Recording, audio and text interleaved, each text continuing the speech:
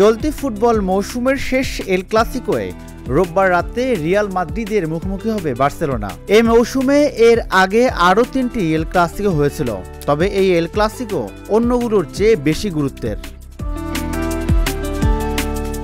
খুব স্বাভাবিকভাবেই El Clasico বিশাল পরিমাণে দর্শক থাকেন, তবে গুরুত্বের বিচারে এগিয়ে থাকায় এই ম্যাচ আগের চেয়ে বেশি দর্শক হবে বলে আশা করা হচ্ছে।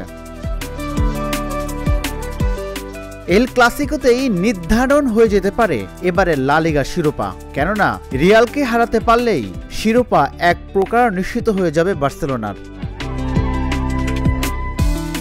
34 ম্যাচে 79 পয়েন্ট নিয়ে বর্তমানে টেবিলের শীর্ষে বার্সা, আর চিরপ্রতিদ্বন্দ্বী রিয়াল সমান ম্যাচে 4 পয়েন্ট কম নিয়ে অবস্থান করছে দ্বিতীয় স্থানে। যদি আজ বার্সা জিতে যায় তাহলে কাতালানরা পয়েন্ট ব্যবধান করে ফেলবে 7, ফলে রিয়াল শিরোপা দৌড় থেকে অনেকটাই ছিটকে যাবে। আর রিয়াল জিতলেই জমে উঠবে শিরোপার লড়াই, পয়েন্ট ব্যবধান নেমে আসবে 1-এ।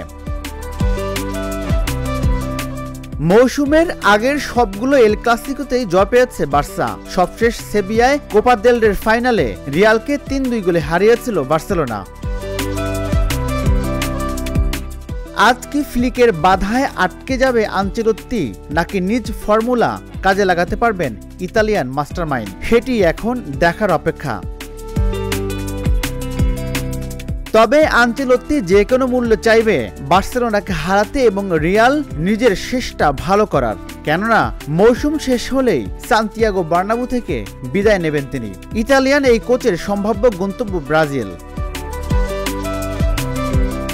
অন্যদিকে ফ্লিকও বুদ্ধির খেলায় পাকা খেলোয়াড়, তিনিও নিজের চূড়ান্ত কৌশল প্রয়োগে প্রস্তুত। চ্যাম্পিয়ন্স লিগের সেমিফাইনালে ইন্টার মিলানের কাছে হারের পর এই ম্যাচে জয় ছাড়া ভিন্ন কিছু ভাবছেন না এই বার্সেলোনার মাস্টারমাইন্ড। রাজিবুল ইসলাম, ঢাকা জার্নাল।